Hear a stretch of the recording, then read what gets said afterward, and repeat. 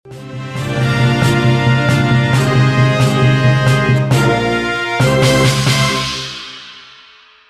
vandalisme terhadap baliho bergambar Ketua DPR RI Puan Maharani semakin meluas.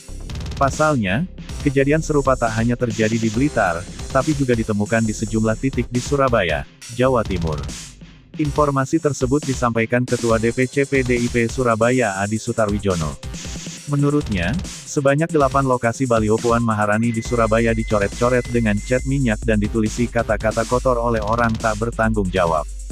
8 lokasi itu antara lain di Jalan Wiratno, Jalan Karangasem, Jalan Mulyosari, Jalan Kalisari, dan Jalan Ir Soekarno.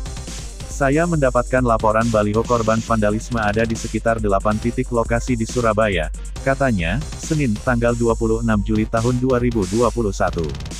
Mendapat laporan itu, pihaknya meminta para kadernya untuk tidak terprovokasi. Sebagai penyikapannya, kasus tersebut saat ini sudah dilaporkan ke polisi agar dapat dilakukan pengusutan secara tuntas. Kami berharap polisi bertindak, dengan menangkap dan memproses hukum perusak properti milik PDIP, jelasnya. Sebelumnya kasus serupa terjadi di Blitar, Jawa Timur. Baliho bergambar Puan Maharani yang berlokasi di depan kantor DPC PDIP Kabupaten Blitar menjadi sasaran aksi vandalisme.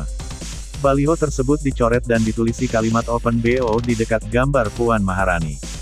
Terkait hal itu, Polda Jawa Timur sudah menerjunkan sejumlah personel untuk melakukan pendalaman penyelidikan.